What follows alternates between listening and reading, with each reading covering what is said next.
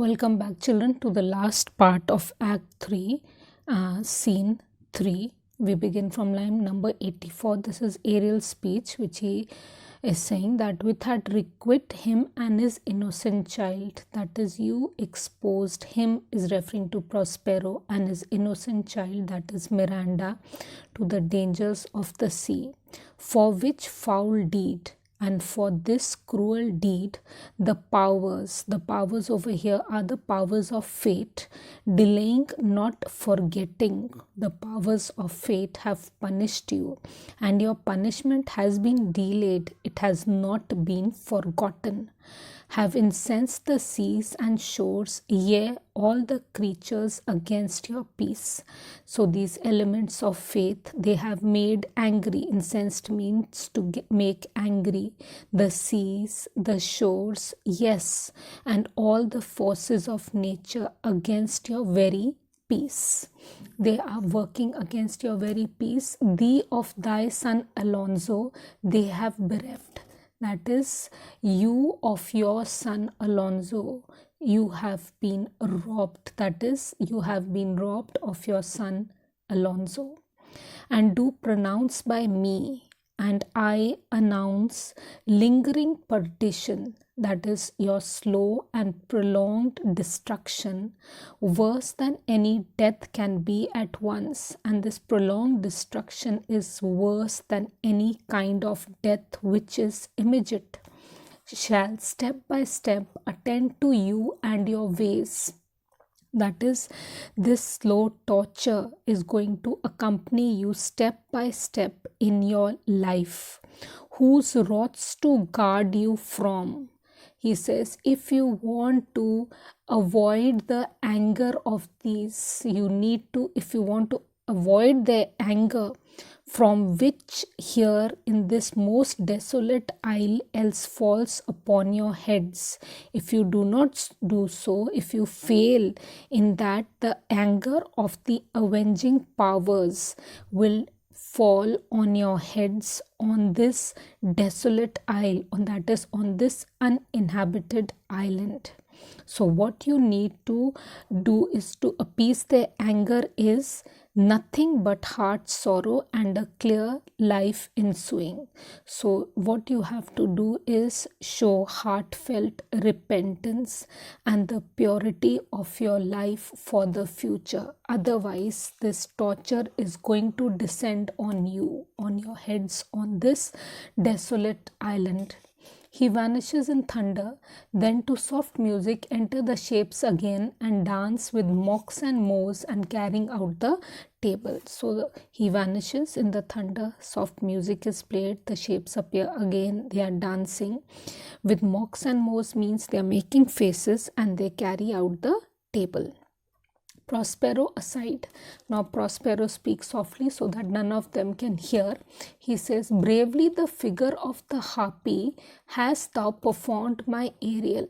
He says, well, you have played the role of the harpy excellently, my dear Ariel. In this a grace it had devouring, that is, the speech you made, it was really absorbing. Of my instruction hast thou nothing bated in what thou hast to say. He says that as far as the instructions that I gave you regarding what you have to say, you spoke word to word, you did not miss out anything. So with good life and observation strange, my meaner ministers their several kinds have done. So he says, well, with lifelike representation and special observation, my meaner ministers, that is my other humbler attendants, have performed their respective functions and they have succeeded in producing the illusion of reality and carrying out my commands with accuracy. My high charms work. He says, my powerful magic has worked. And these, my enemies, are all knit up in their distraction. And these enemies of mine, they are all bound up in a state of madness and hopelessness. They are now in my power. At this moment, they are totally under my control. And in these fits, I leave them. I shall leave them in this fit.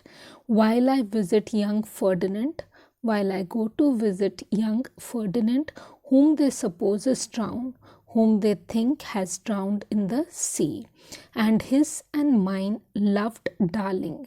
And I shall also go and meet Miranda, who is my darling as well as the darling of Ferdinand. Gonzalo, in the name of something holy, sir, why stand you in this strange stare?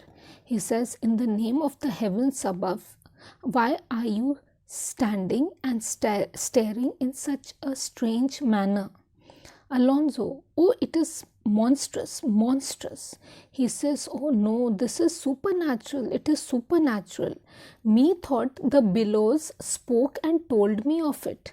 He says that I thought the sea waves were speaking and telling me of my crime. The winds did sing it to me. The winds sang it into my ears, and the thunder, that deep and dreadful organ pipe, pronounced the name of Prosper. He says, then I feel the thunder as if in by a deep and dreadful organ pipe announced the name of Prospero.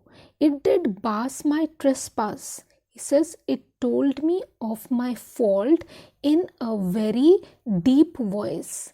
Therefore my son in the ooze is bedded. He says, because of this, my son is buried in the mud at the bottom of the sea, and I'll seek him deeper than ever plummet sounded, and with him there lie mudded. And he says that I shall search for him deeper than the plumb line can go, and I shall lie buried in the mud with him. Exit Sebastian. But one faint at a time, I'll fight their legends over. He says that if these devils were only to come one by one at a time, I would fight with a large number of them. I can do it only with one at a time. Antonio, I will be thy second. He says, yes, I will fight against them as your support.